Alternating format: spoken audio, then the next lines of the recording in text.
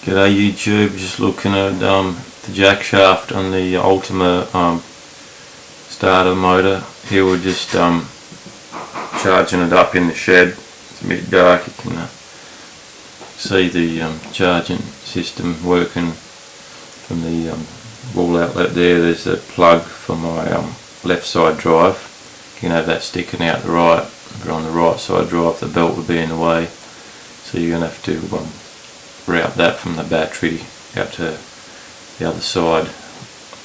Just watch out for the cat. I'll try and zoom in a bit here so you can see what we're looking at. There's a cover, a top cover for the belt drive in the way, so you can only access one of the bolts. So we're going to have to take that cover off. It's just a BDL cover. I've used the Ultima outrigger support studs to mount it in place. There you can see on the left side, that's the bite nearly fell over. You hate that. There's a couple more zip ties at the front of it, so just going to be careful, don't nip the chrome, cut them out. Take the cover off. Now you can see the jackshaft cover, end cover on the end of that prime. There's two bolts now you can pull out. I've actually drilled a hole through the middle of it just in case that the solenoid sticks on, and you might be able to, if you have a tool long enough to get in there when the cover's on, you might be able to get rid of that solenoid sticking situation by pushing it hard through that hole. You can see it's pretty dry in there. So we're just going to put a bit of lubricant. That actual shaft, that jack shaft's a 3-piece unit. It's meant to stop it from grinding. The original 1-piece shaft's got a different bolt set up, but they don't really come undone. You don't have to tighten them up too much.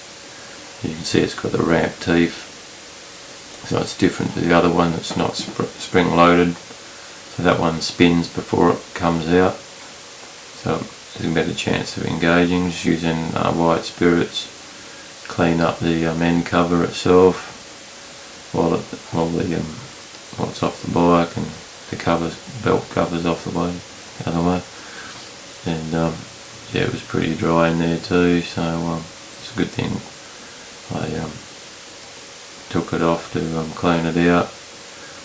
It also pays to occasionally lift the cover, because if it drops down too much over time with the vibration, the bolts sort of slacken off a bit. The threads aren't brand new sort of thing, and you hit the starter and it'll just go click click.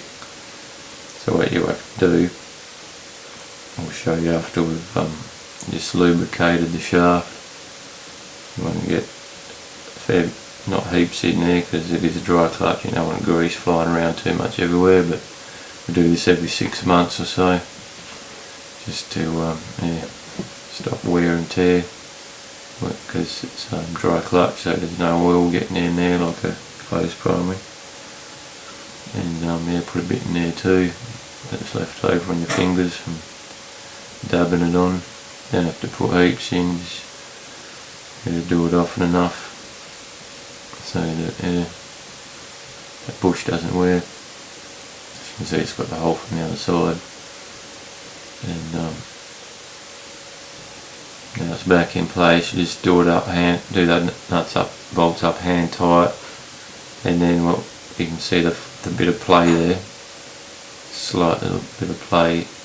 You just want to hold it up with a spanner underneath lightly, but just so it's not sitting down on the threads, and then tighten it up. Now just going to turn the motor over a couple of times.